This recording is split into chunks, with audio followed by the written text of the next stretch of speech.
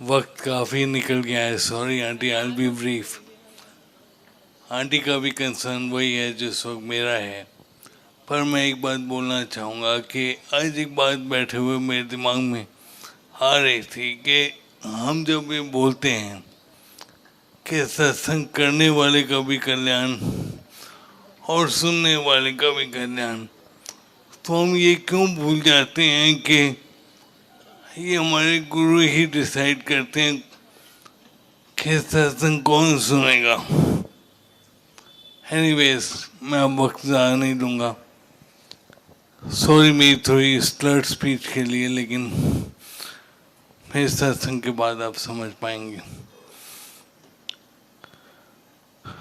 ये बात 2012 की है, जब मैं दुबई में पोस्टेड था। 10 फरवरी 2012 को जो एक वीकेंड था, मैं किसी काम की वजह से अपने ऑफिस गया हुआ था। काम पूरा करके जब वापस आया तो सिर में थोड़ा दर्द था। जैसे नॉर्मली हम लोग करते हैं, सिर दर्द की मेडिसिन ली और सोचा थोड़ी देर में ठीक हो जाएगा, पर ऐसा नहीं हुआ। सिर दर्द बढ़ता ही चला गया और देखते ही देखते रात तक इतना हो गया कि खाना नहीं खाया जा रहा था, सो नहीं पा रहा था। उसी तरह करवट बदलते बदलते सुबह के 3 बज रहे थे, तो मैं अपनी आंटी के साथ बात करते हुए एकदम से मेरी स्पीच के अंदर इसी तरह की स्लर्डनेस आ गई। और जब ये स्लर्ड स्पीच मेरे मुंह से निकलने लगी तो मुझे खुद भी लगा कि मामला कुछ सीरियस है। तो मैंने अपनी आंटी को बोला कि आप एम्बुलेंस बुला लो, मुझे हॉस्पिटल जाना होगा। 15 ही मिनट में एम्बुलेंस भी आ गई, मुझे हॉस्पिटल ले जाया गया। पर वीकेंड होने के कारण वहाँ प्रॉपर ड्यूटी डॉक्टर कोई था नहीं। जो अटेंड कर रहा था वो मुझे एग्जामिन करके चुपचाप जब जाने लगा तो मेरी आंटी ने पूछा, भाई क्या हुआ क्या है? तो वो कहने लगे कि सुबह जब न्यूरोलॉजिस्ट आएंगे तो वही बताएंगे, तो आप उनसे ही पूछिएगा। तो बहुत इंसिस्ट करने पर उन्होंने कहा शायद इनको ब्रेन स्ट्रोक आया है। अगले दिन सुबह ये बात न्यूरोलॉजिस्ट ने कंफर्म की कि इनको ब्रेन स्ट्रोक ही आया था, पर साथ में ये भी बोल दिया कि कोई चिंता की बात नहीं है, ये माइनर स्ट्रोक था, इनके राइट साइड में थोड़ी वीकनेस हुई है और थोड़ी स्पीच में इफेक्ट आया है, but he will be fine. Within a month he will be okay, perfectly back to normal, और 3-4 दिन में हम इनको रिलीव भी कर देंगे। मेरे ऑफिस से लोग आने लगे मुझे मिलने के लिए। 13 फरवरी 2012 शाम को वहीं डॉक्टर्स और नर्सेस के सामने मुझे एक और ब्रेन स्ट्रोक हुआ और with in couple of seconds मेरी हालत काफ़ी ख़राब हो गई। I was completely paralysed.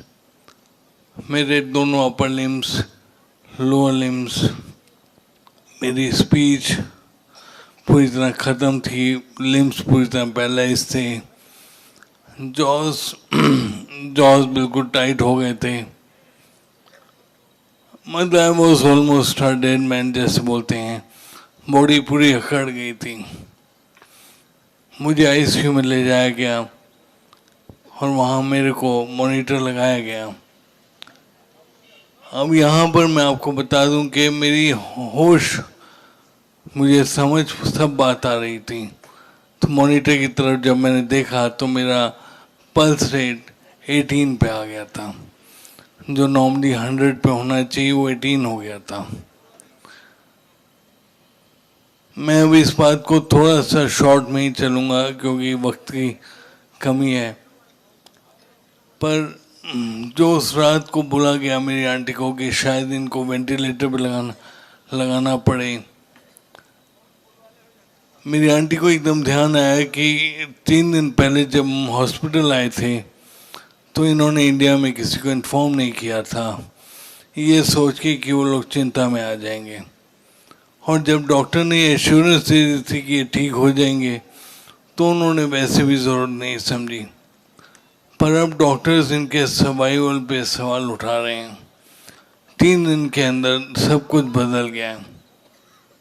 तो उन्होंने इंडिया फ़ोन करके अपनी आंटी को, अपनी मदर को बताया। वो भी सुन के बहुत हैरान हुए, पर ऑफ कोर्स वो लोग कुछ कर तो पाए नहीं। पर 15 ही मिनट के बाद उनका वापस फ़ोन आता है और वो मेरी आंटी को बोलते हैं, तो कुछ मत कर, तेरे को मैं एक जाप दे रही हूँ, तू पूरी रात बस वो जाप कर। मैं आपको बता दूं कि वो जाप गुरुजी का जाप था। हम ना तो गुरुजी को जानते थे, सिर्फ और सिर्फ इतना जान के कि वो शिव जी का जाप है, ये मान कर के पूरी रात वो जाप आंटी ने किया। और एक बात मैं और बताऊं कि मेरे 42 साल ज़िंदगी के मैंने एक नास्तिक की ज़िंदगी जी है, और शायद भगवान में तो बहुत विश्वास तो खैर था ही नहीं, लेकिन गुरुओं के बारे में भी कोई खास अच्छा व्यू नहीं रखता था। उस रात को क्योंकि मेरे बाकी सब एग्जामिनेशन होने थे, कोई मेडिकेशन नहीं दी गई। जब मैं सुबह उठा 6:15 बजे करीब, तो मेरा मॉनिटर चेंज करने के लिए कोई एक नर्स पीछे से आ रही, और डॉक्टर सुने बड़े कंफ्यूज मेरे बेड के आसपास। जब मॉनिटर चेंज किया गया तो एकदम मेरी नज़र वहाँ गई और मेरा पल्स रेट 62 पे आ गया था, 62। ये बात मैंने आपको पहले सत्संग के कॉन्टिन्यूटी की वजह से बताई है। ये बातें मुझे बाद में बताई गई थी कि पूरी रात आंटी ने ऐसे ऐसे जाप किया था। पर यहाँ मैं आपको बोल सकता हूँ कि जैसा लोगों ने बताया इससे पहले वाले सत्संग में भी, कि हमें नहीं मालूम कि गुरुजी और हमारा साथ कब से है।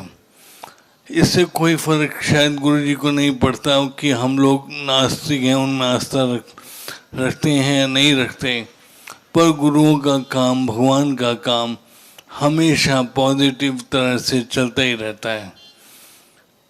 उस रात को गुरुजी ने मेरा कल्याण किया, और इसके बाद की सीक्वेंस अब आपको मैं बहुत शॉर्ट में बताता जाऊंगा। मुझे दुबई से जब वापस लेके आए 1 महीने के बाद, इंडिया के हॉस्पिटल में 6 दिन में रहा मैं। जब घर पहुंचा और मेरी मदर इन लॉ ने मेरे तकिए के नीचे एक स्वरूप रखते हुए बोला कि बेटा इसको हिलाना मत। तो मैंने भी सोचा कि कैसा मजाक है ये, हिलाऊं तो हिलाऊं कैसे, क्योंकि एक पैरालाइज्ड आदमी को ऐसा बोलना बड़ा अजीब बात है। लेकिन मज़े की बात तो ये थी, मैं बोल भी नहीं सकता था। मेरी कम्युनिकेशन एक पेपर पे होती थी, पेपर पे कीबोर्ड बना हुआ था, और आंटी एक एक लाइन पे इंडिकेट करती थी, और जो लाइन सही होती थी वहाँ मैं आई से ब्लिंक कर देता था, और फिर एक एक अल्फ़ाबेट के ऊपर वो एम करें, और मैं अगेन जहाँ वो अल्फ़ाबेट ठीक हो मैं आई से ब्लिंक करता था। इस तरह से वर्ड बनते थे, और वर्ड से सेंटेंस। तो एक एक बात में 1-1 मिनट तो कम से कम लगता था।